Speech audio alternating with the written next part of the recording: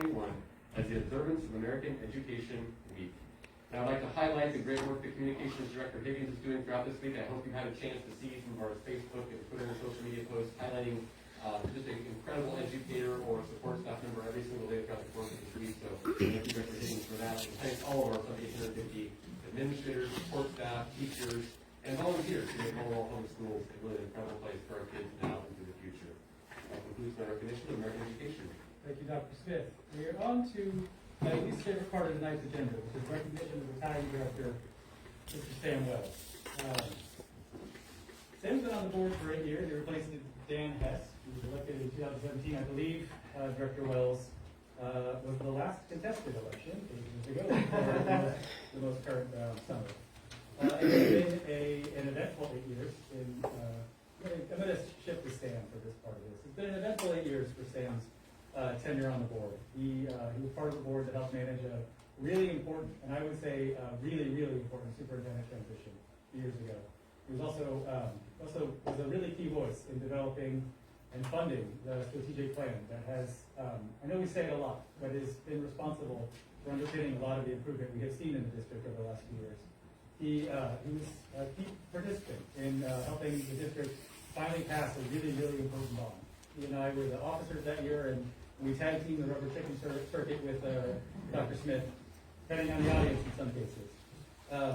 There's a lot more on this list of things that he's helped accomplish. It's hopefully laminated by Susie. We'll pass it along to you at the end. I want to say a few more things just on a more personal note about my time serving with Director Wells, and some things I really appreciated about him. Sam ran for the board because he cared about his community, he wanted to serve his community, he wanted to serve the community's kids. And he has lived that for the 8 years that he's been here.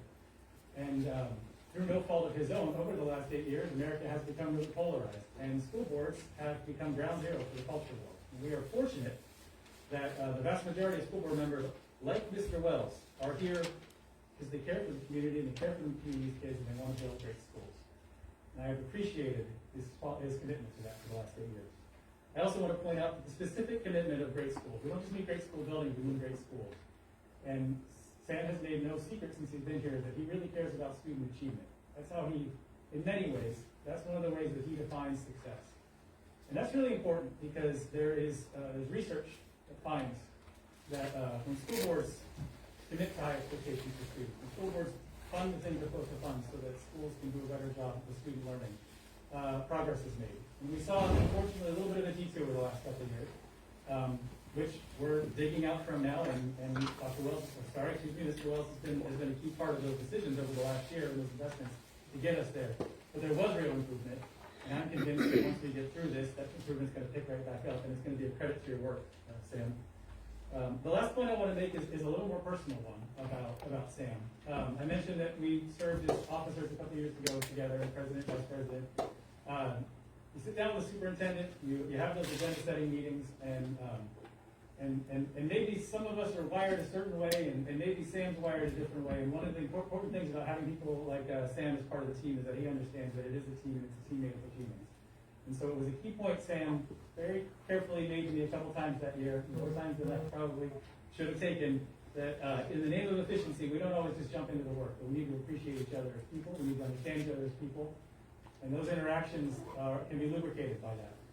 And on a really deeply personal level, it has not been an easy or fun time to serve on the school board the last couple of years. And every couple of months, I could count on a call from Sam. And it wasn't because he had something he wanted to complain about or to raise awareness of or put on an agenda. It's because he wanted to check in and see how I was doing and how I was holding up. And I appreciated that about him. It was a credit to his character, and it is something I am deeply going to miss. And so, Mr. Wells, I have an apple hand. I'm not going to get there. But on behalf of the whole board and this community, we appreciate your 8 years of service. We appreciate and have been honored by the chance to serve alongside you. And I would, at this point, ask the room to stand in applause.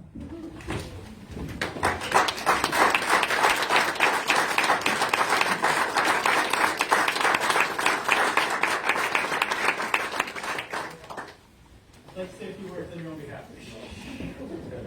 You know, I've thought about this moment for a while over the last couple months and thought, well, I should really spend some time and write some notes, but as I think about that, there's been so much that has happened over the last years. You know, Ann Golden was on the board, you know, when I joined, and she had been on the board 40-some years. I don't know how many it was, but, you know, we've gone through a lot of transitions, and as I think about this evening, you know, I'm really excited to be done. I mean, from the standpoint of, you know, I've got 3 different emails, I've got different calendars. The position of the school board really layers onto your life a whole extra dimension of responsibilities, and so I'm excited about having that kind of disappear and having some freedom.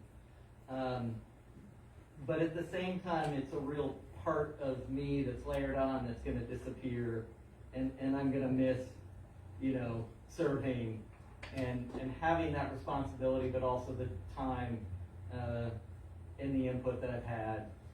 It's really been an honor to serve with the superintendent and the principals. I mean, over the last 8 years, 8.5 years, you know, hearing all the principals and the administrators and the superintendent talk about the work and the individual involvement they have with the kids and the things that they have done on occasion to go up and beyond. It's been an honor to hear that, and a lot of times those are happening at meetings where there's no one in attendance. And so we had years ago quite a few discussions about how to get people to our meetings to hear what we're talking about. And, you know, that's changed, how times change. I think that we can, and President Sarley, you mentioned this, I think we can come together, and I think it's important. We all have different opinions, and I think as a board, if we bring those together and collaborate, I think we can come up with a solution that's best for kids. And clearly, each of us, and over the years, we've had different opinions, but I think we've all come together and decided to work as a group and compromise and move forward, and I think that's important. I'm proud of the things that the school district has accomplished while I've been here.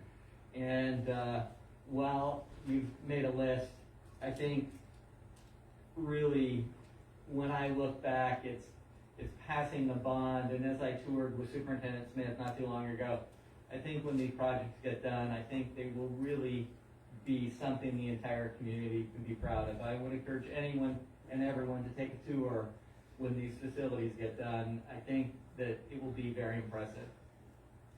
And the other thing that I jotted down was, you know, when I came on the board, I had 2 kids in the school district, and looking at the state testing scores, that was my main reason for running.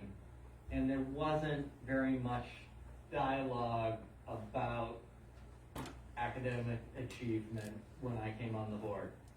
And now there is a lot. We review academic achievement through the iReady 3 times a year in the state testing, and unfortunately due to COVID, that got somewhat disrupted. But there is a significant improvement by this board and the community over the work that's done and tracking the progress of students. And I think the board needs to continue to add that rigor and continue to monitor and do the best job we can. And so it has been an honor for me to serve the community for the last 8 years and work with the administrators, principals, other board members, community. Thank you very much.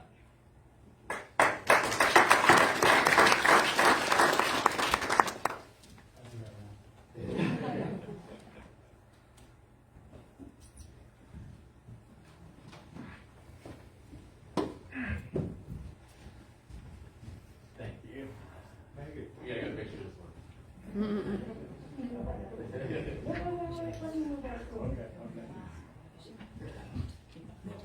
Sure. I'm smiling. I don't know if you can tell. But it's underneath there. See it in the eyes. Yes.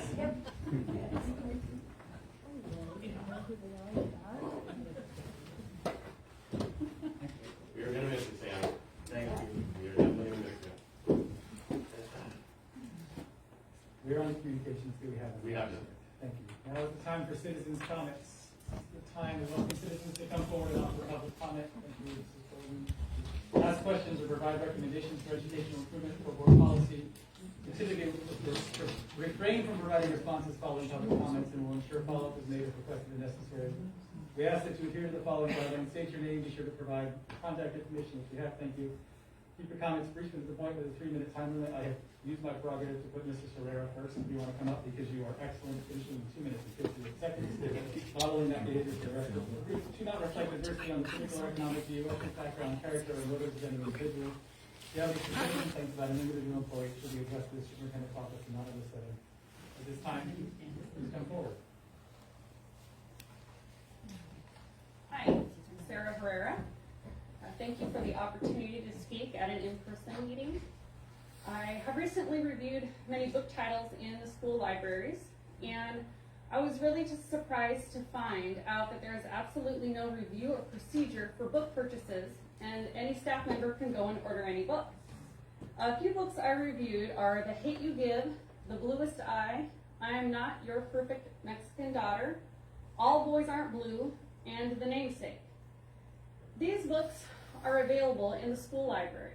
Even more concerning is that these books are on a proposed list to be added to the English department recommended reading list. If you are unfamiliar with these lists, they are given out to English classes and each student is to pick a book from that list to read. In the books listed above, they cover one or many, and most many, of the following subjects: rape, suicide, pedophilia, incest, use of drugs, pornography, body shaming, drug dealing, adultery, extremely profane language, very graphic violence, and sexual scenes, infanticide, and bestiality. Our youth deserve better. They need better. The youth of today have been pushed to extremes due to many different factors. Reading a book with any of the topics I discussed is not going to help them socially, emotionally, and definitely not educationally. And for many, it may even re-traumatize that youth if they have faced any of these situations. Not only are they totally not age appropriate, they flat out do not deserve a place within our educational environment. I would respectfully request that a new procedure discussion for procuring books for any purpose be added to the meeting in January, into the agenda. I would also love an additional agenda piece regarding curriculum accountability and transparency. I don't mind reviewing books, and I don't mind sending forms, and trust me, they're coming.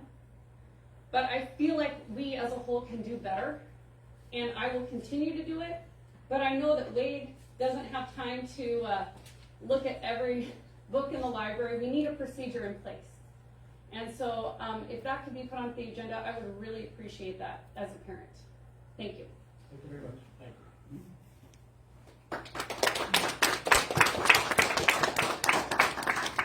Mr. Connell?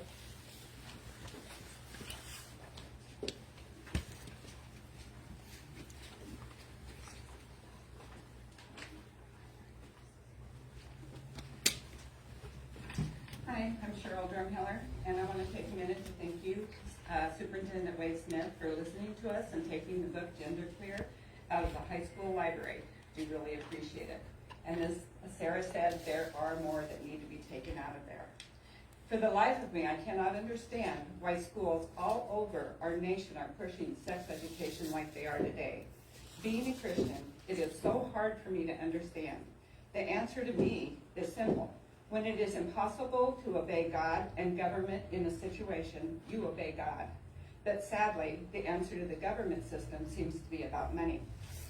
So I want to read something out of the book by Corrie ten Boom, The Triumphant True Story of Corrie ten Boom. It says, so the line had stuck in my head. Sex, I was pretty sure, meant whether you were a boy or a girl. And Sid made Tandy Jans very angry.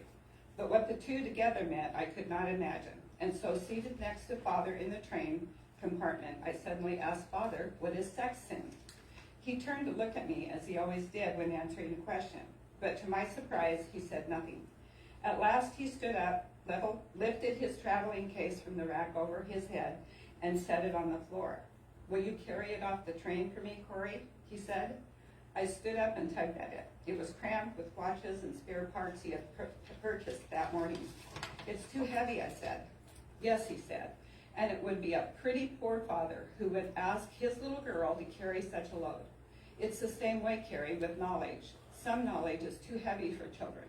When you are older and stronger, you can bear it. For now, you must trust me to carry it for you." Are we asking our children to carry loads that are way too heavy for them? They should not be forced as children to see and feel the world through the lens of adults. Innocence is worth protecting and worth fighting for.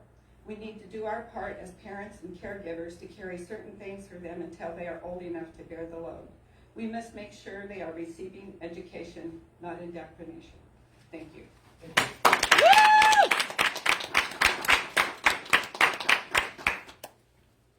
Cordelia.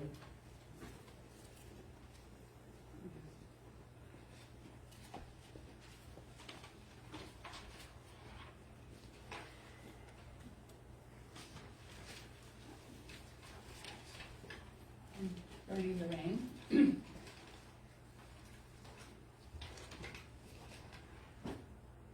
I'm here for the children.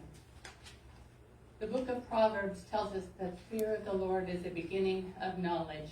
Our American founders understood this truth and from the beginning stressed the relationship between a sound education, not indoctrination, based on biblical absolutes and the future of nations. In 1776, President John Adams said, "Statesmen may plan and speculate the liberty, but it is religion and morality alone which can establish the principles on which freedom can securely stand."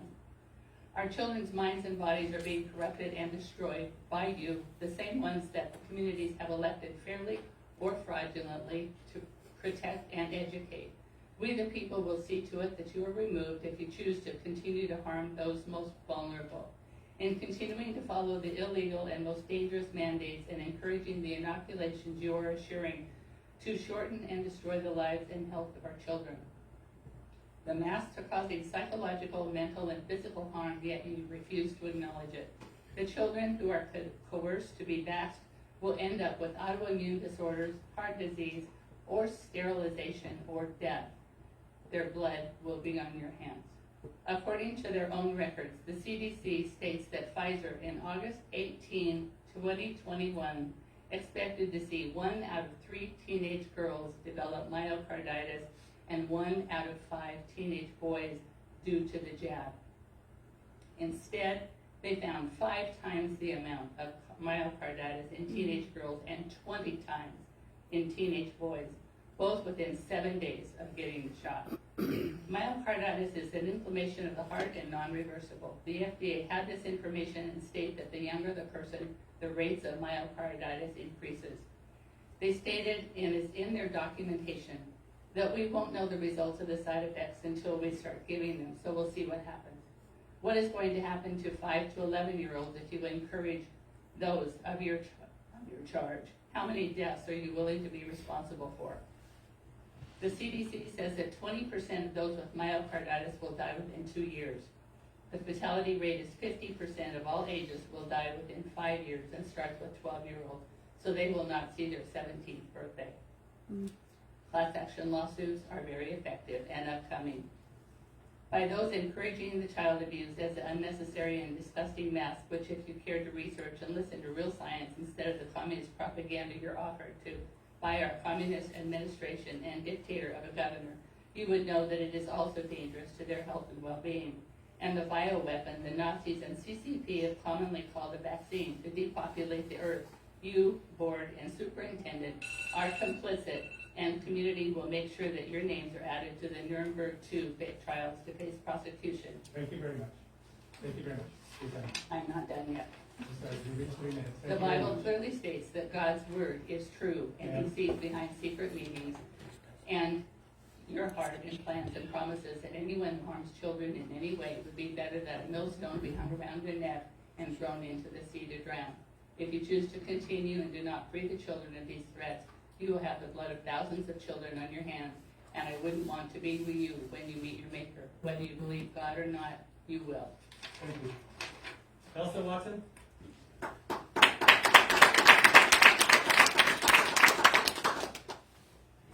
Sorry, my spot's actually later on the agenda. I must have filled out the wrong No form. problem. Oh, Sorry. sorry. No problem. Sorry about that. Kathy Reisman?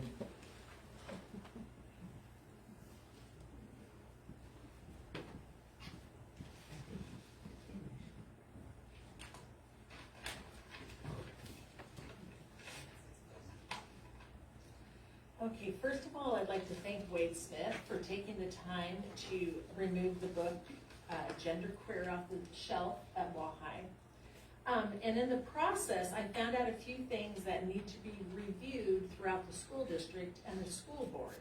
So what I found out that books in the school library are ordered by the certificated trained librarians at each school, which is good. The librarians oversee the purchase of books for their buildings using recommendations from the school library journal, Goodreads, Follett, or professional school library associations. I'm told in many cases our librarians read the materials or they are recommended by grade level staff. Now, I get that none of the books in the library are required reading for any student. But here lies my problem. When one of my girlfriends who works for the school district wanted to test out your system, she walked into the school library. She told the librarian she needed to get a book for her classroom. The librarian ordered it. When it arrived, she gave it to the teacher. Now, mind you, no one looked at the content of the book. No one asked her anything. She told me the book she ordered was very raunchy, violent, not suitable at all for public school libraries or classrooms. So, where is the accountability? The book Genderqueer had great reviews and even won an award from the sites that the libraries had ordered from. And yet, Genderqueer is a pornographic pedophilia book. There has to be better criteria before any book goes into a public school, whether it be the curriculum or the reading material in the school library or a classroom where any underage student can access those books on a school campus. You cannot just take the word of a website because they say it's an amazing read and it's won an award. Those days are long gone. So please review how the district orders books and put up a better safety checklist because there seems to be a lot of flaws in the one that you have now. Thank you.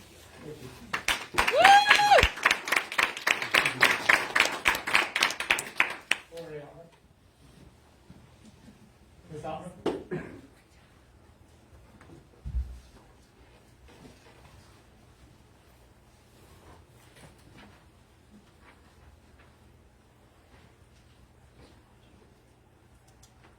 I'm Laura Ray Ottmer, and I'm a little slow getting here because I was taking care of a neighbor that was older than I am. And that's kind of hard to come by. Anyway, I've spoken here a couple of times, and it's always the same thing that I'm concerned about. The newspaper said that we had a wonderful rate of high school graduates, 91% of our students. Well, that would sound really good, but that's nothing to brag about. Our rating in the state is 128th. We're in the state with our math proficiency of 35%. That I thought was awful. This was on the usnews.com website. We do have a reading proficiency of 60%, but if they're reading the kind of garbage that we're hearing about now, I really wonder about it. What has happened to the classics? Books where children actually learn a good vocabulary and proper English. I find that their grammar is just absolutely abominable, and it's really sad. Did you know that most of the children in the school system cannot read an analog clock? Mm-hmm. No one has taught them.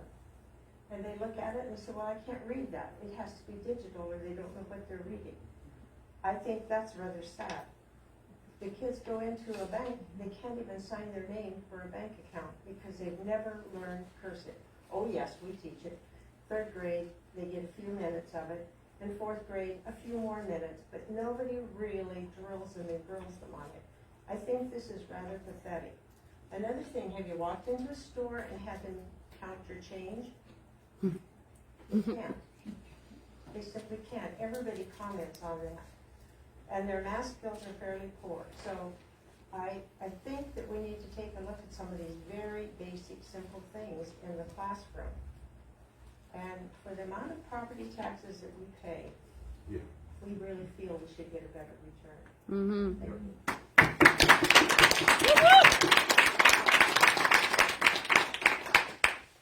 Stephen Peck?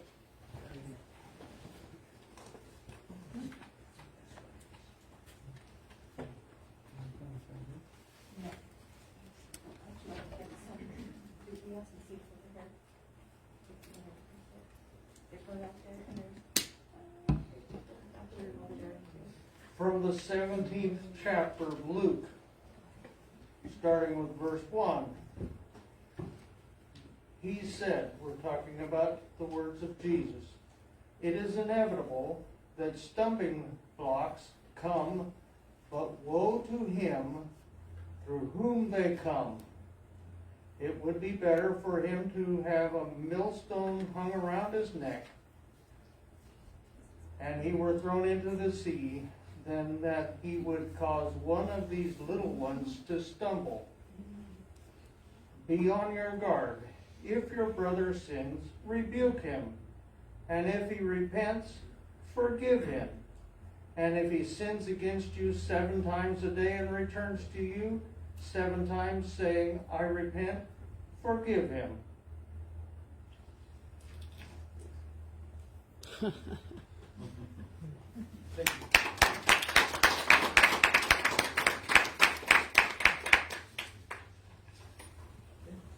Under reports, our student representative cannot be with us tonight. You will see her in a month, hopefully. Board of Director reports, I'm not sure 2 of us have much left to say, but Mr. Wells, anything you'd like to add? I have nothing to report, thank you. Director Chris? Well, I just want to thank Mark, again, kind of echo what Dr. Smith said, and thank you, Mark, for putting up those nice staff profiles to read. I really enjoyed getting to know staff better through your efforts, and I certainly appreciate that. And I again want to thank all staff for doing such a great job, not just during education week, but all the time, all year round. Thanks, Mark. Thank you. Director Lottery? Couple things. Why is having a play in person, and I think that is just something to really celebrate. We've had concerts and such, so 3 cheers for getting back, not just on the play fields, but on our stages. Free to attend as well. And free to attend, which is absolutely amazing. Additionally, Sam, let me just say, there's so much respect and appreciation that I have for the voice you have brought to this board, and my sincerest thanks for the time, for your service. I wish we could keep you on, I sincerely do.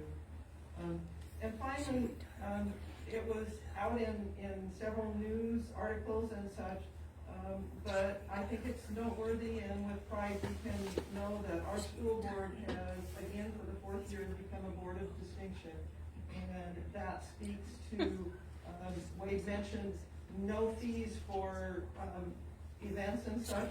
It's what are we doing as a board to help our students succeed and to help them overcome barriers on all levels, close the gap so that it's not just our successful students are succeeding, but we want all of our students. And we all know that there's a lot of students that we need to really figure out ways to help so that we don't lose any of them, because each one is a very important individual for us. So Board of Distinction is pretty cool. We'll be going up to the state Board of Directors meeting, some of us this week, and we'll be presented that formally. So that's all.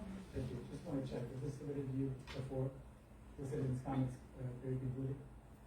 It was not before the ending comment. Okay, so we'll stay on the agenda. Director Rindall? Yes, can you hear me, We can. Honorable Board of Walla Walla? Nice to be reporting here from sunny Austin, Texas. I've been at the EdFi Foundation annual convention with our data engineer, Nan Dunaire. I met today with the Michael and Susan Dell Foundation on October grant possibilities. We talked to a number of both Oregon and Washington districts that are down here as well, and they all encourage our success as our journey through EdFi. And one of the really interesting things that I'm glad to report is the very, very positive feedback we've gotten for our data engineer from everybody at EdFi that they've worked with, and he's one of the most outstanding data engineers they've worked with thus far. So I think we are very, very fortunate to have that level of individual with our staff. Great. Thank you, Director Rindall. I have nothing further to report, so that takes us to the superintendent's report. Dr. Smith. Yeah, I'll be just short and just highlight a couple of activities. First, again, want to thank Stan Wells for 8+ years of service. It's been a true pleasure, honor. I learned a ton from your leadership, and I know that you will be deeply missed on our board, from our staff, and from our community. So thank you again for your countless hours of service for absolutely no pay whatsoever. But your name is going to be commemorated really for eternity on the plaques that are going to adorn our 3 campuses under your leadership, and thank you for that. And on that same note, as the board is well aware, I had the opportunity to take the Bond Oversight Committee on a tour of Pioneer as we met for our 20th time since the passage of the bond measure, as they carefully safeguard and provide that transparency and layer of accountability that's so important when we're stewarded and trusted with taxpayer resources. Again, a pleasure touring them through the campus. I hope you had an opportunity, not only are these new facilities, bright and shiny and new and durable and lasting, but the impact it's having in the classroom. That's why that's what it's about. And just I hope you have an opportunity to take a look, see at that. I think it was the 3rd page in the Sunday paper that Director Higgins put together. Just the stories from the classroom teachers, the ag teachers, the facilities, or the fitness room teachers, and all the people that it's meaning so much to them and our kids. With these investments and improvements. So again, it was great to capture kind of the heartfelt stories that these facility improvements are taking and having and lasting on our kids and our adults.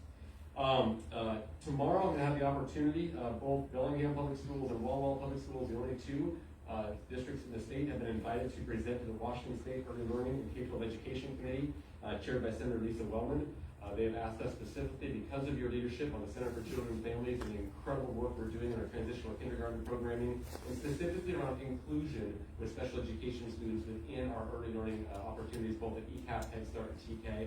So Director Bowen and myself will be presenting to the committee as really a model for the state, for others to learn and mimic and model, and hopefully to set this continuing movement forward for early learning for all students, all families, at the now Center for Children and Families. So looking forward to that. And lastly, I will echo what I think some of you mentioned today as we talk about American Education Week. I can tell you now, our teachers are exhausted, our principals are exhausted, our sports staff are tired. It's been a remarkable opportunity to have kids back in school full time, but with that comes a lot of stress, a lot of pressure, a lot of really working and rolling up our sleeves to meet the needs of our kids. While some fared very well through the pandemic, some obviously struggled. Families are struggling, some kids are struggling, and we are doing all we can. And I know our staff are doing all they can to support our kids through this tough time. So please take an opportunity to thank a teacher, thank a custodian, thank a secretary, thank a bus driver, because again, our buses are rolling. Where many communities are not. Our classes are full, and some communities are not. Our kids are learning at high levels, they're engaging, they're on the courts, they're on the plays, they're on the stages. Again, that's a remarkable celebration, and again, we owe it all to our 150 staff and about 5,000 families that are really doing all we can to support our kids through these difficult times. So with that concludes my superintendent's report. Thank you. That takes us into bond program update and update moment. Again, I think I hit the bond program update pretty well. I will just briefly hit on the enrollment report. As you can see, we are actually up about 17 kids or so, up a number of kids. from where we kind of previously thought we would be based on some of the trends. Really, the improvement or the increase in students really is coming from our new transitional kindergarten classroom. Director Bowen, I think, mentioned that in her Friday report to you. We've opened up another TK classroom in our elementary schools, so we've actually grown in our kindergarten numbers. But to date right now, we are still down about 110 kids. We're about 45 kindergarten kids shy. That's our traditional 5-year-old kindergarten and traditional kindergarten. We're still down about 45 kids there, and we're still down about 55 students in first grade. All our other grades are strong or actually increased from previous estimates and previous year's numbers. But really, it's that K1 class sizes that are still quite small, and we're hoping and almost every day as their family re-enrolls or comes back into Walla Walla school. So we're hoping over time, as pandemics begin to ease and parents feel more comfortable sending their children to our schools, due to some of the safety precautions, we'll see those numbers continue to speed up over time. So is there any questions about the enrollment report? Okay. I think we're done. We're moving to the legislative discussion. Marie, I hope you can hear me, and I hope you finally come through with us. Okay, I'm here. Can you all hear me? Yeah, so another year, another session. I think you're going to give us an overview of the high points of what's coming this year, what we should be looking out for, and maybe some time for questions at the end. Yes, that's right. Thank you, President Sarley, and thank you all for the opportunity to talk with you tonight. So what I'm going to do is share a little bit about the upcoming session, what we're doing to prepare, give you some updates on 3 of the district's legislative priorities, maybe give you a little early information on the infrastructure bill that was signed yesterday, and then answer your questions. So, and I'll try to do that quickly and get us to the place of questions if that's where you want to go. So 2022 session is a short session. So last year we had the long session, 105 days. This is actually a 60-day session. That means it's a very compressed cycle of deadlines. It starts January 10th and it ends March 10th. And all of the bills that were introduced last session that didn't pass both chambers and get signed into law are eligible for action this year. So the clock starts on bills in the odd year session. Doesn't mean that things can't be introduced in the even year session, but it does mean that we have to pay attention to anything that was introduced last session and make sure we're keeping an eye on that as well. In 2021, the legislature adopted a 2-year spending plan for operations, for construction, and for transportation. So in operations, it was about a $59 billion budget. It was significantly bolstered by federal funding. Not all the federal funds have been spent. In fact, not all the federal funds were allocated. I would expect that in this supplemental budget that's coming up, we will have new federal infrastructure money that will boost the capital budget, but those are very specifically targeted dollars. So, and I will talk a little bit about what we're hearing for some of the education pieces. And then if the Build America Back bill passes, we would expect the operations side to increase too. The revenue forecast was just this past week, and collections are up again since September by about $136 million. So we are looking at about $1 billion of new revenue in the current fiscal cycle, which ends June 30th, 2023, and another $1 billion looking to the positive in the 23-25 biennium. So funding notwithstanding, the legislature will make adjustments to all of the budgets based on changes in caseloads. So you just heard from Superintendent Smith around the enrollment decline. So they will be looking at that, as well as urgent or emergent issues. And again, with new revenue, it always gives opportunities to do new things. So how is the 22 session shaping up? The state is still under an emergency proclamation, and the House and Senate are working on plans for how they will approach the session. What I can tell you is that all committee hearings, both the House and the Senate, will be virtual. So in some ways that's good news because it means an ability to testify without having to make the 6-hour drive for 90 seconds. And it also creates these opportunities to participate in work sessions, such as Dr. Smith and Samantha Bowen are doing tomorrow in the Senate Early Learning and Education Committee. So we will look for lots of opportunities to provide Walla Walla voice when possible. Last week, the Senate announced its proposal. It is planning to have senators and staff who want to be present in the legislative building and on campus to be there, but they must provide proof of vaccination or submit to regular testing. Senators will be allowed on the floor, but there will be daily testing for all, whether they're vaccinated or not. And then masking will be required on the floor, in offices, in legislative buildings. They are going to allow up to 3 people, plus the senator and legislative assistant in any in-person meetings. But senators really have their decision to meet whether they want to meet in person or not. And they are still encouraging remote meetings. It's my understanding they'll be checking vaccination cards of public members who wish to go in and meet with legislators, and those will be at the building entrances. And then up to 12 people allowed in the Senate galleries, physically distanced during floor action. So that's kind of the Senate. House is still trying to figure out how they want to do this. The Senate, I know many of you have been over there, you've seen the floor is a lot easier for them to spread out. House doesn't have that ability, so they are going to limit the number of members on the floor.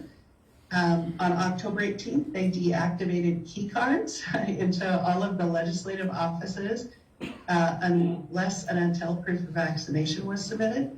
And at this time, that ends by the start of session, but it could be extended. Tentative, but likely the House office building, John L. O'Brien building, is going to be closed to any in-person meetings.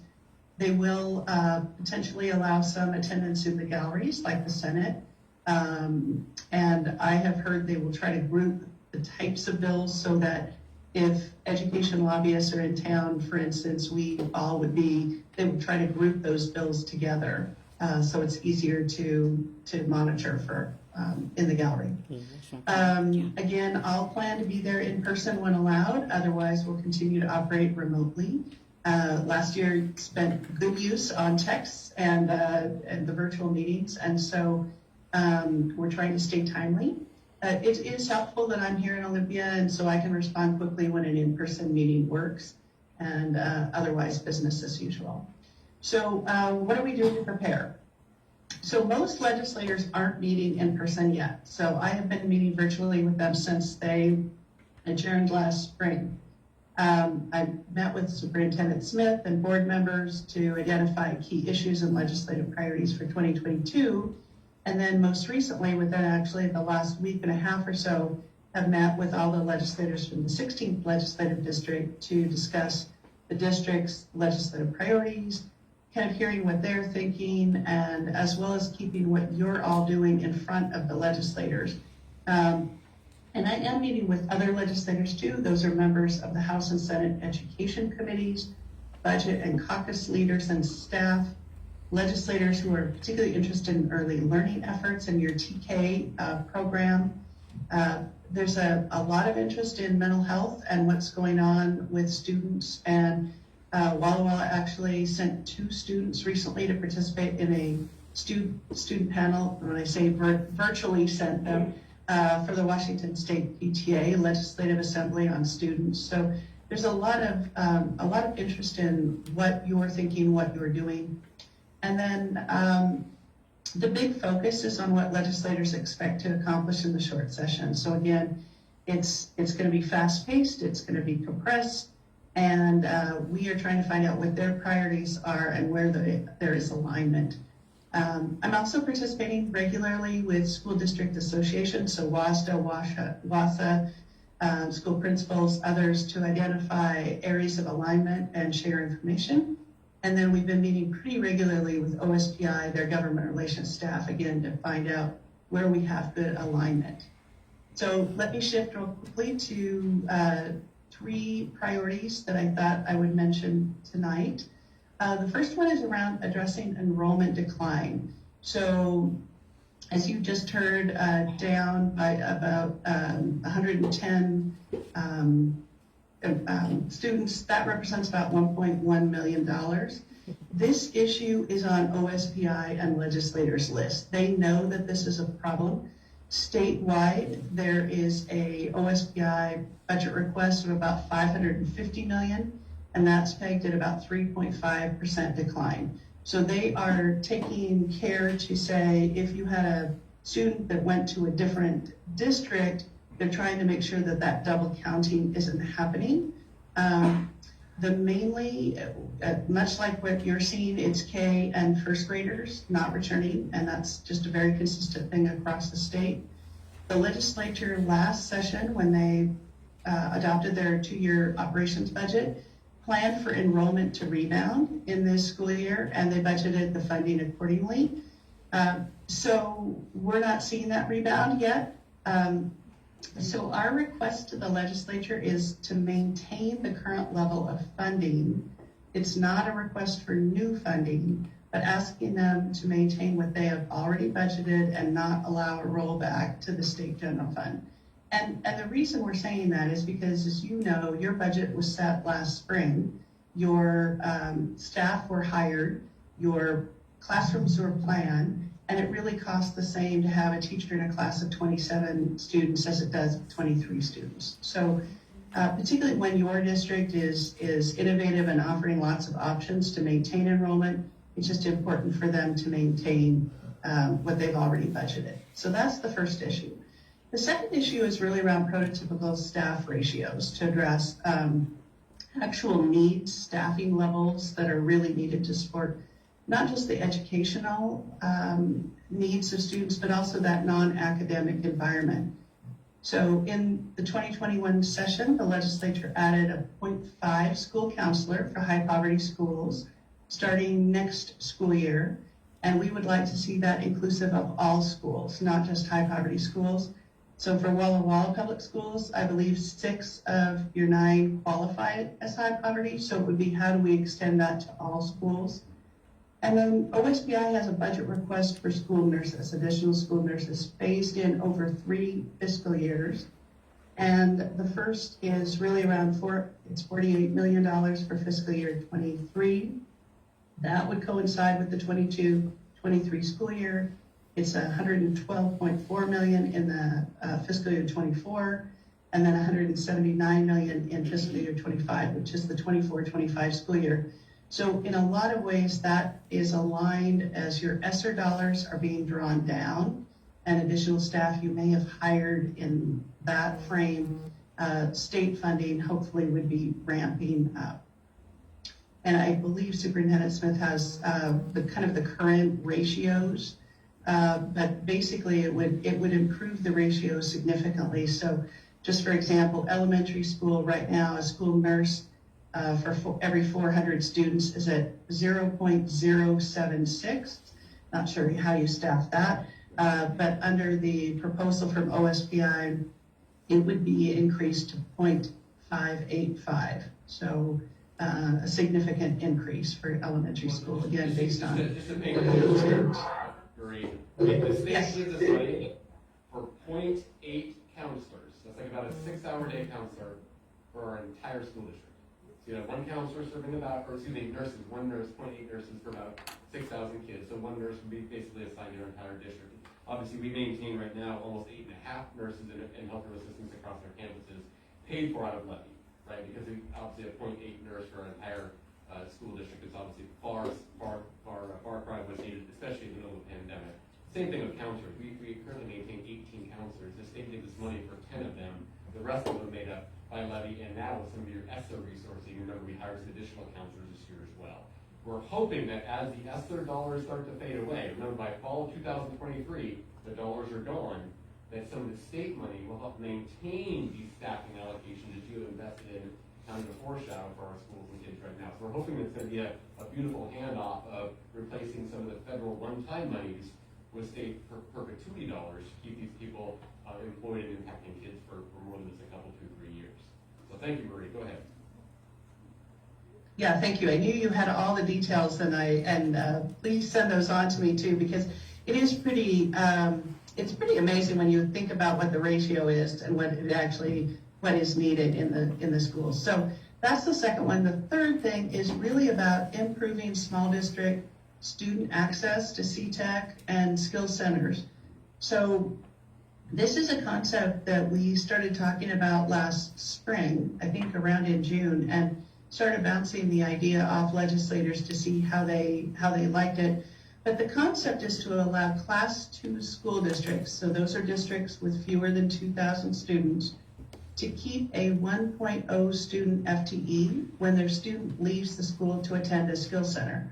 So right now, when a student leaves their sending school and goes to the skill center, they lose a portion of that funding, but they don't reduce the number of teachers in front of the students who are still in the building. So it serves as kind of a financial disincentive for encouraging students to go to skill centers.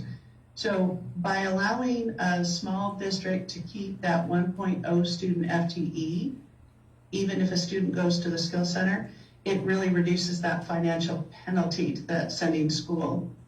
And then the thought is to maintain the level of funding the receiving skill center would receive at whatever the level it would have received. So if the student is going for a half day, they would still receive that half day. So it's meant to be really an incentive for our small school districts and to really benefit their students. It's estimated that this would cost about $1 million statewide. Of course, we don't know how many students would take advantage of it. But when you think about a $59 billion budget, 1 million statewide is not a significant amount. It definitely will benefit students who seek additional pathways to graduation. And the Washington Skills Center Association is supporting this concept.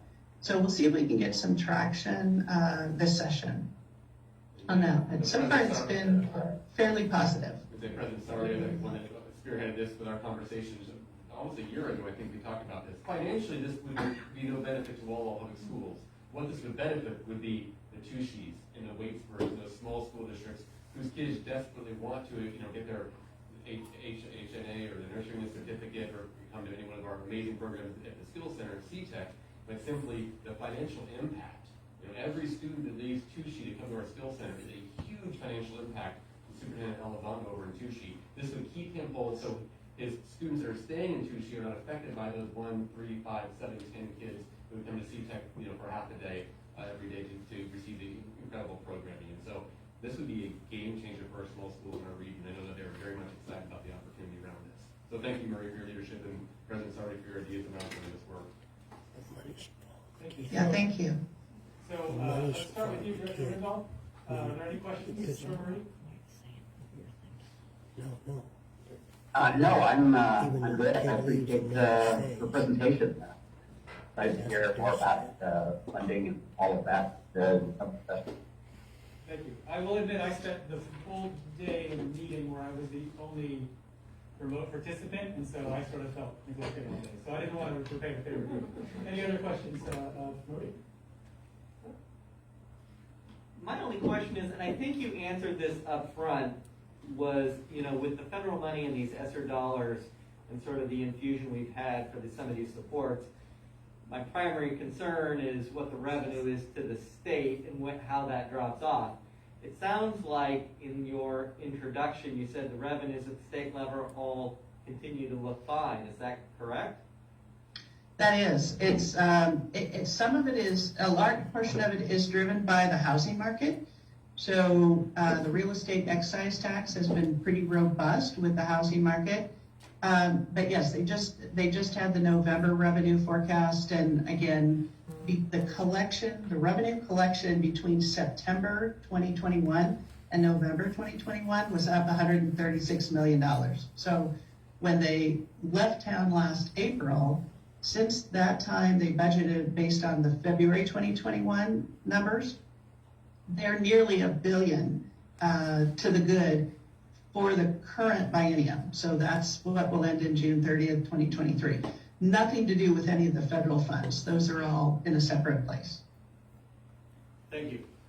Yeah, and 2023 again looks really positive too. So again, it's looking to the good. The expectation is that the budget stabilization account, which was the rainy day fund, that was used last year to plug some holes in the 2019-21 biennial budget, that will be totally replenished by the end of this fiscal year.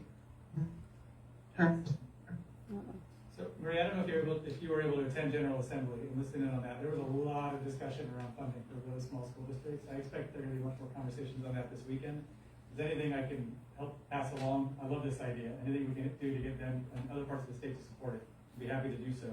On the high poverty piece, the issue we're going to have with identification of kids we're not doing free and reduced anymore. Is that a federal issue or is that a state level issue? Where do we need to engage?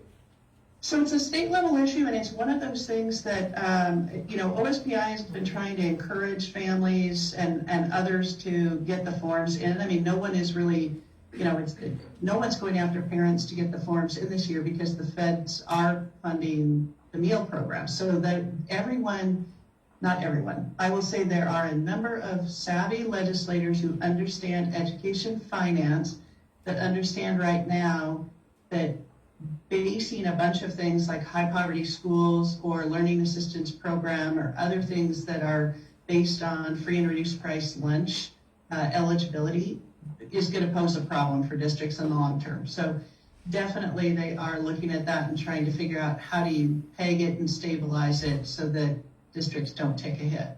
Okay. That answer the question? It did, perfect. Thank you. I guess the only thing I would add is that I know it's not on the top ones that you mentioned, but I know that transportation and worrying about all the amazing work that our bus drivers did to get things to kids. And we are actually funded for only getting kids to schools, and how we creatively, efficiently use all of that to make that all work and be whole. So you don't need to talk about it because it's not on your high radar, but I just wanted to mention that it is something that we're thinking about, and if there's something come up, let us know to support that. And I definitely will tell you, it is on the legislators' radar, and so I am watching it. I was just trying to kind of loom it, but yes, everyone is very much aware that ridership is still a problem, and particularly if you have, you encourage pickup and drop-offs, right? So it's hard when you've got a system and a formula that's based on ridership and the previous year. So it's on the legislators' radar. Great. Well, thank you very much, Marie. Thanks for the update and thank you for your work. Well, thank you. My pleasure. So we are on to the next item, monthly financial dashboard report. Okay.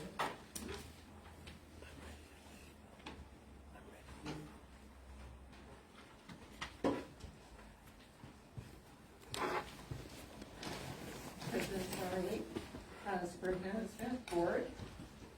So even though we're in November, we are just looking at September's financial reports. And just to kind of review what our process is on these financial reports, they look at what our historical trends have been over the last 5 years, and even though the last 2 years and this year also have some unique nuances to them, we still have stayed somewhat within our traditional trend range. And so looking at projections for the rest of the year, I try to stay within what our normal trend rates are, but then also looking at, what are some of the things that we know we have coming up this year, what are different times throughout the year where we have maybe some higher expenditures. For instance, in November and May, we have teacher separate contract days. That always pushes up our payroll. During the summertime, of course, if we move forward with summer programming, we're going to have more expenditures during those times. So taking some of those things into consideration and building these projections out. And so the first report here for the monthly revenue report, and I kind of cheated a little bit for September. It was the first part of October when I put these reports together, and so September figures were already in. You nailed it. I did. I will see that every month. Best month ever. So for September, typically our total revenues, average about 6.8%. And for September of this year, we are actually at 6.86%. So, really considering that we are dealing with a larger revenue budget this year because of our ESSER dollars, our trends are still continuing along that way. So our total revenues for September, we were at $5.9 million. And overall, for our budget for the year, when we look at where we're projecting our revenue to be, last year, finishing fiscal year 2021, we finished our revenues at 90%, 97% of what we budgeted. That's lower than where we typically have been in the past. Typically, we're at 99 to over 100% of our revenue budget. But obviously, with our enrollment shortfalls, we've been below that. And so kind of anticipating, number one, because we are again on enrollment again, that we will continue to probably be more like around 97% of collected revenues. And some of that too is as we look at end of summer expenditures, we sometimes can't claim those until after we're closing year end, and so we have a timing issue to be able to accrue some of those revenues back. But overall, looking at the last 2 years, we've ended closer to that 97%, and so that's where those projections are heading right now for revenue. And then next up for expenditures. So expenditures for the year, typically our expenditures at year end, we're more like 99.5%. Closing 2021, we were just below 96%. And so looking at, again, our trend over the last 2 years where we ended last year, budgeting that our overall expenditures are going to end up being about 97% also of our total budgeted amount. So doing those projections based on some of those assumptions. For September, our average expenditures to our 5-year trend is 7.39% in September. This year we're at 7.8%. So we're actually a little bit higher this month in September over previous years. Part of that is because of salaries. Don't forget the number of positions that we added. This year our counselors are intervention specialists, so that bump is primarily in our salaries and with our associated benefits along with that. Otherwise, our 5 through 9, our typical MSOT expenditures are within what their normal range will be. So we'll continue to see that in our payroll throughout the rest of the year, that those expenditures will be higher than our normal trend. So again, with that, we're kind of projecting to close at about 97% of projected budget. And that leaves us with our ending fund balance. And as you can see, we budgeted starting the school year at $8.6 million. By the time we closed the books for last year and opened up for this year, we're at $8.3 million. So that right away in September puts us at a variance of $314,000, which is directly related to that difference in what we had projected and how we ended. But going forward, we are anticipating that we're probably going to end the school year at about 7.59% ending fund balance, which is still within the range of what the board policy has established. And then, of course, considering some of the impacts that be positive impacts that we might see with some of the fixes from the legislature, where we had adjusted some of these budgets down, the revenue budgets in particular down because of enrollment. We may see some fixes to that both for transportation and for enrollment. So where we were anticipating seeing, you know, we would budget about 1.5 because in September where our enrollment was down, versus we've seen that come back up with the K through 1. Any questions?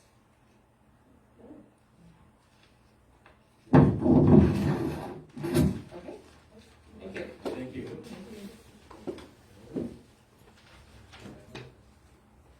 Takes us to the school foundation update. Now you can come forward.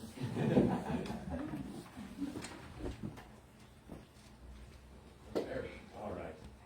Well, I will go ahead. It's my pleasure and privilege tonight to kick this off, and I'm going to turn it over to Elsa Watson and Ruth Ladder to maybe take it after the first slide or so. But tonight is really just an opportunity to bring the board up to speed.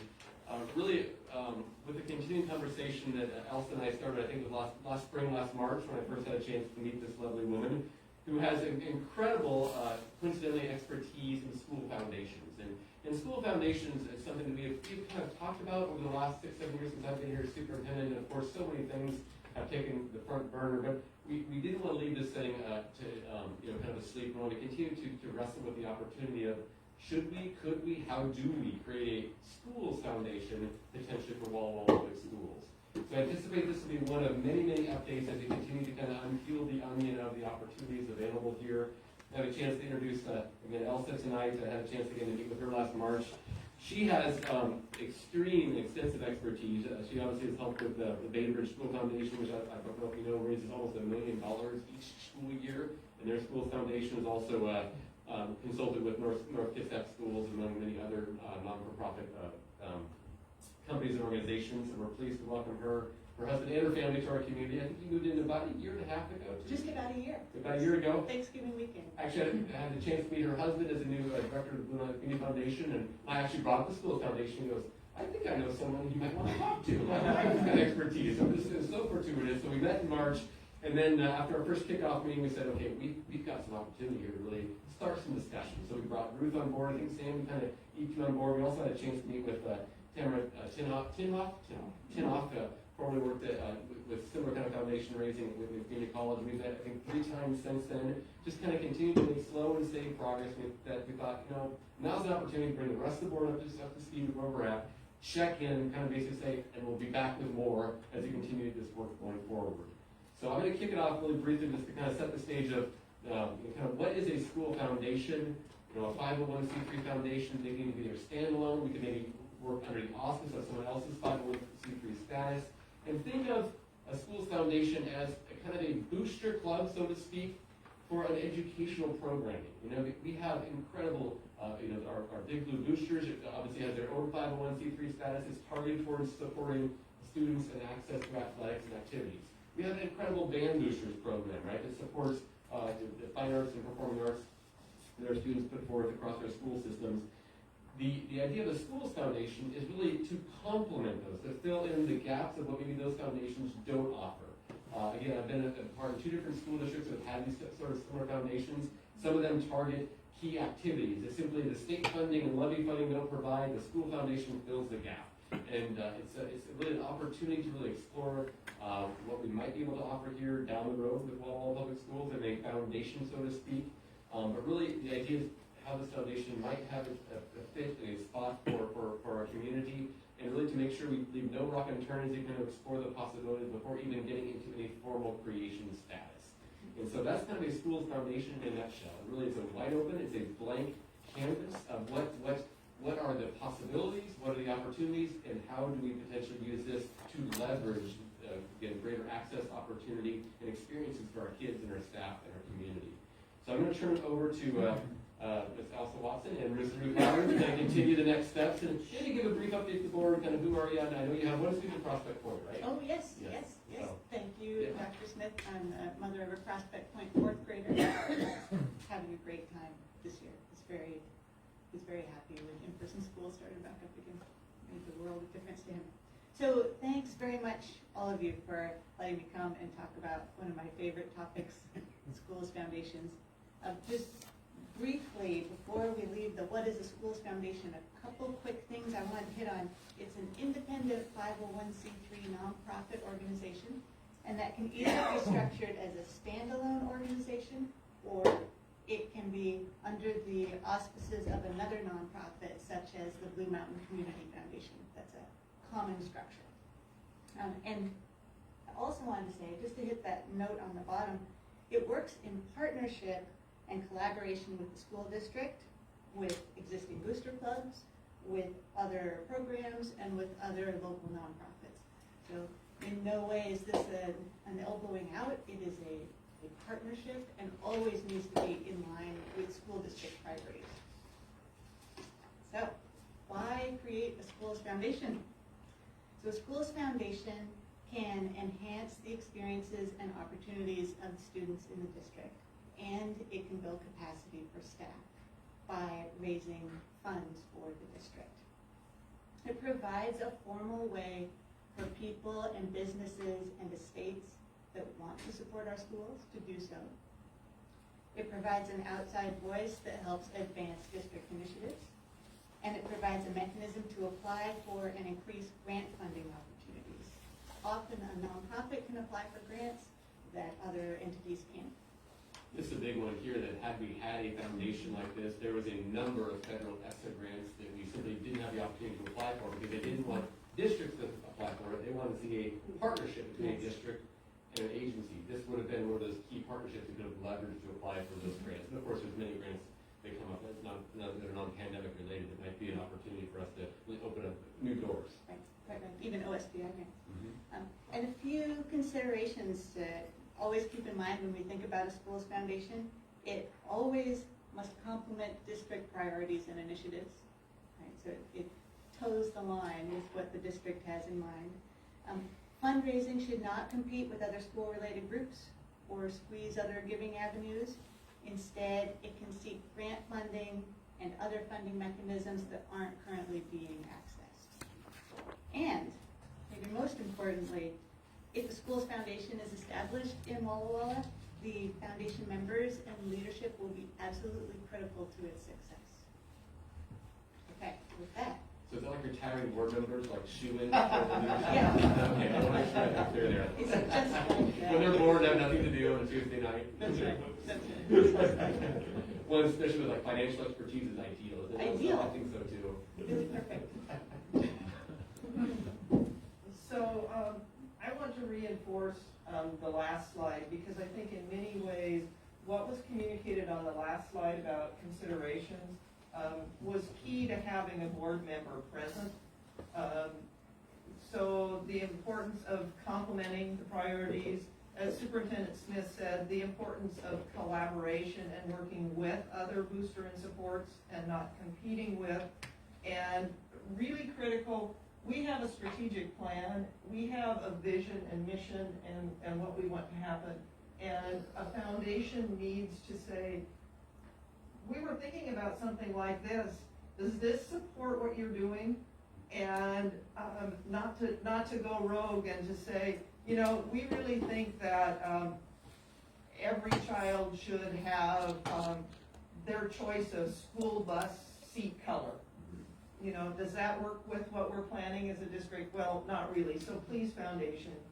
So the relationship with the foundation and the school board, I think, is really critical, and the bumpers and how that collaborates. So those are considerations, and I think I value my partnership with this planning committee to be able to bring the board concerns and the board oversights with that. So the next steps, as she said, the Walla Walla way is to not bust out and say, we've got it all planned for you. That is not the Walla Walla way. So we feel that the slow steps are the right to communicate with the community and to understand and have learning meetings, to begin to think about who could be foundation members and what membership would look like on that. We need to figure out what the organizational structure would look like. There are different models, and that's kind of a little in the weeds, but that would be the next steps. This one's critical, working with the district to align the foundation priorities with the planned strategic planning process. So that's that relationship, that's that close collaboration. And what we're really looking for here is, here's the update. Are we going the right direction, board? Do we need more input, more guidance at this time from the board? And we've got Tamara and Elsa, who are very well versed. Dr. Smith has had experiences and what can a foundation do and how can they participate. So we want to keep continuing that conversation, and the plan will be in the spring, let's come back with an update of where we're at, another presentation like this. So that brings us to the quintessential slide that's always last with our little question guide. Yeah. Could you talk a bit more about your work over at Bainbridge Island as it relates to the... Sure. Yeah, a little bit more. Yeah, absolutely. So for a number of years, I was on the very small staff of the Bainbridge Schools Foundation, where our one and only program was to raise this $1 million. So we did no other programs. We were fundraising all the time. My day job is as a fundraising consultant, and so I also consulted with the North Kitsap Schools Foundation. In terms of the lifespan of a nonprofit organization, North Kitsap was fairly young. Bainbridge was much older, thus the $1 million, right? North Kitsap was raising much smaller pockets of money, but they were doing a great job, and it was sustainable, right? They were able to raise the same amount every year, which is really critical, because then a school board can come to depend on the funding. As part of my work with Bainbridge schools, I got to go to some regional conferences and plug into some other school foundations, such as Mercer Island, which is probably the biggest in our state, and some that are just very different, such as Issaquah. So Mercer Island, similar to North Kitsap, similar to Bainbridge, similar to every one that I have close experience with. Those schools foundations are just fundraising machines. Issaquah runs programs and does fundraising. So they have a robust staff, they run school programs, so it's just a different model.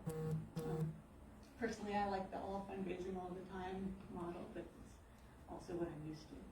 All of those things sound like all of those places.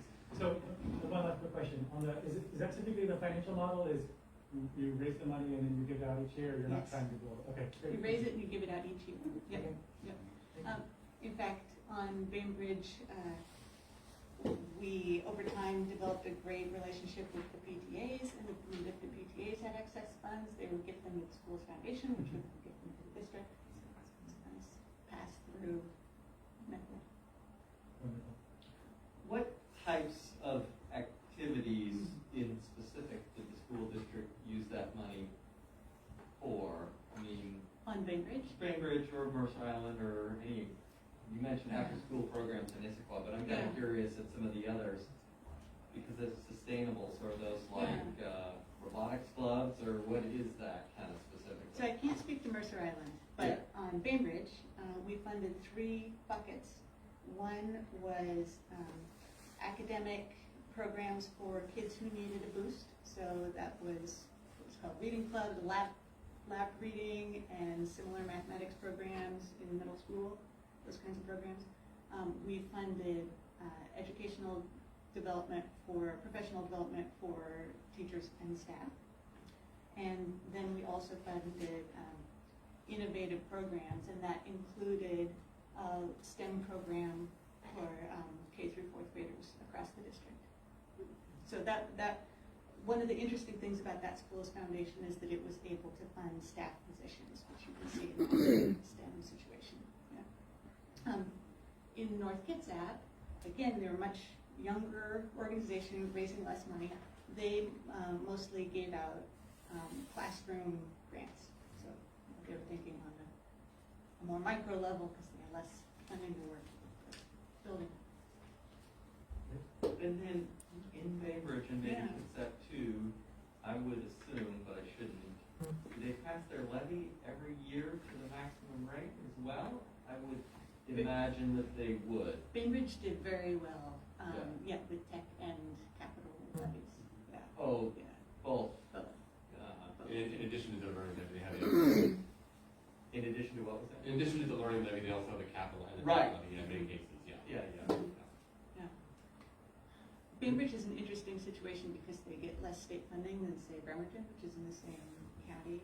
So I can't explain it. It's very complicated and historic. But it meant that the Schools Foundation really played an important role. Thank you. You know, these can often open up as things like estate givings, right? Life insurance givings. These endowments often steering away from the big sales and the fundraisers and the benefit dinners. Because again, our community is saturated with so many of these amazing events. That's something I'm assuming this community is not going to want to compete. We need to look at other avenues. And I really think the grants is a huge, what are we missing out right now that we simply don't have leverage for? As we think about our 21st century program, it's grant driven. If one of these cycles that Mr. Cummins is unsuccessful in attaining that after school 21st century grant, this might be that conduit to raise funds to continue that program in perpetuity.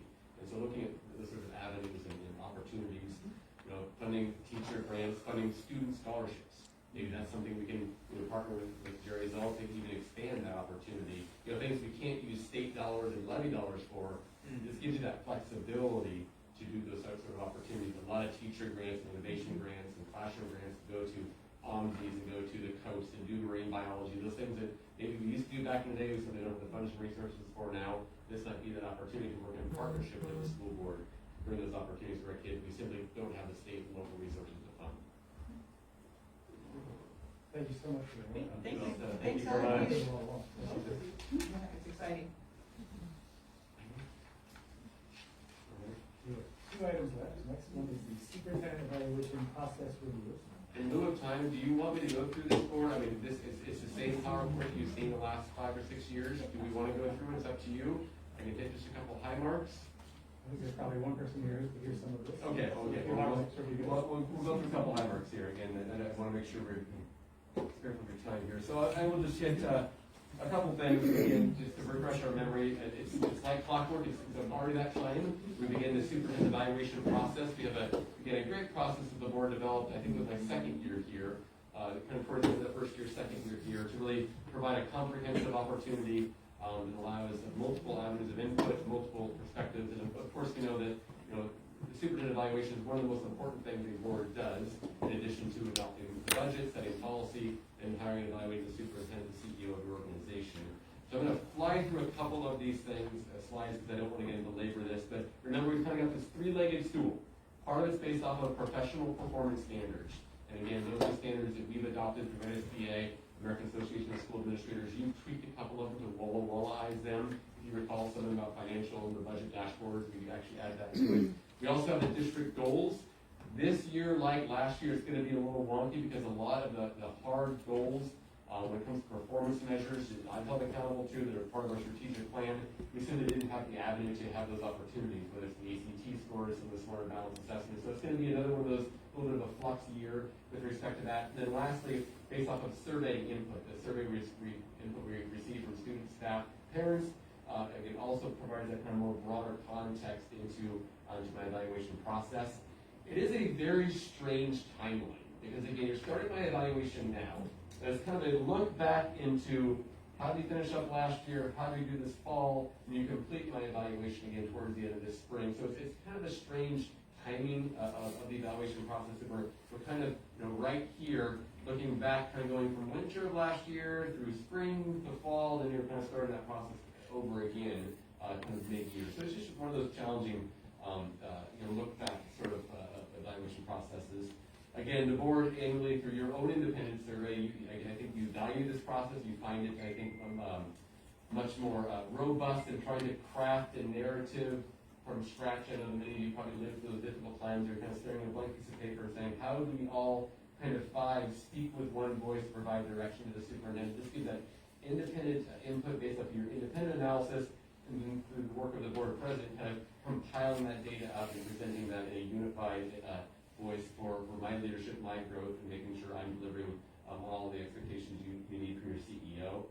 Again, we talked about those performance standards. I won't belabor that. Again, kind of the best practice standards. We have updated this into a survey monkey this year, so no more paper and pencil format. And so when at the next meeting, we'll actually send you a survey monkey. So you'll fill out the exact same form, the rating criteria, the beauty with survey monkeys that will compile that data, all the scores, all the input. So there's a whole lot less work for you and for Susie to kind of compile the data together. So look forward to that. A great improvement. Thank you, Susie, for taking us into the 21st century on this part of the process. And again, this is a chance for the board to kind of come up with those key indicators of how I'm doing with each of the 9 various performance standards. The district goals, again, will also be a part of that process. Remember, some of the goals will probably be difficult to measure this year. I know last year it took a little bit of a hiatus on a few of those because we simply just didn't have the tools to measure. It's going to be another one of those years this year as we're kind of coming out of this pandemic, because we're really reflecting on last spring where we just had kids back in school, didn't have some of the data dashboards, the school dashboard reports, and some of those other indicators that have been so important for us over the recent years to make sure we're making progress. And lastly is the CEE survey. As we'll get that data back here in the coming weeks, we'll have a chance to digest into that. There's a couple of indicators on there that are kind of geared towards leadership and my ability to make sure I'm leading appropriately the district staff as we continue to move forward on transparency, accountability, openness, and all the other artifacts that are important for us when it comes to our kind of qualitative feedback we get from our three constituents, our students, our staff, and our parents. And really what that does is kind of, I think it compiles well into this narrative format that the board has developed every year. Again, annually again, in the month of March, the board actually presents my evaluation publicly. Again, this is a copy of last year's evaluation that you and I think the board president usually sends out to all of our 850 plus staff members as well, to let them know how I'm doing as their leader in identifying ways that I'm being successful or ways I can continue to grow and improve my leadership skills. But probably most important is just that timeline. As we kind of walk through this and kind of a backwards plan again, every November I kind of present the board, hey, time to start that process. We really get going in December. Some of this is through executive session, closed session, like where we have some conversations. I do some independent presentations to you. And then you folks kind of go back out and have an opportunity to evaluate me, the 9 performance criteria, the district goals, have a chance to reflect on the CEE survey, usually about sometime in January of this year, and kind of walk our way through the process. So again, same process you've used the last 5 years, kind of same dates, same timelines are already kind of embedded into your board planning calendar. And as we bring on our new board member, Ms. McCarroll, we'll bring her on, obviously, and she'll be a part of this process as well. So just helping her in that process and helping her understand that. And of course, our board president will work closely with her to answer any questions that she may have. I guess whoever the next board president is going to be come December. So again, is there any questions about kind of the timeline and what's coming up? It should be old hat for most of you. I do think it is quite going into the deep end of the pool in the first meeting to begin Right. Thank you. Yep. So the last piece we have is first reading of policies. We don't adopt any of these tonight. It's just a first read opportunity for the board to have some discussion. Have you received any questions, Dr. Smith, on the policies? I have not as of yet, no. Okay. Dr. Rindall, did you have any questions or feedback?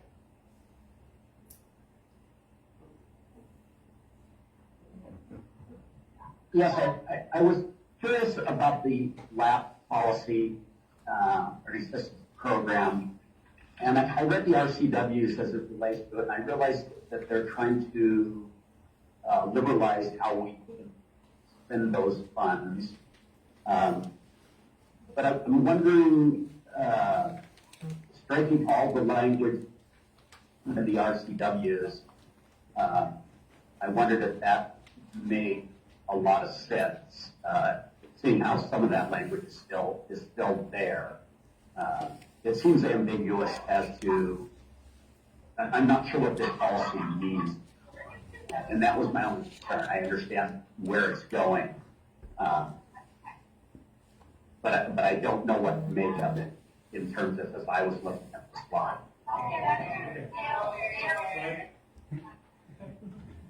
A few more people there. So I know this reflects the change in the law last year, which was actually the change in the law that had been sought after for quite some time. Is the action item here, Dr. Smith, do you have a follow-up kind of look at the RCW check-in on it and the model policy? Either that or I'd have to ask if Mr. Rindall wants to meet with Mr. Gardia probably, or Mr. Tulis, which one?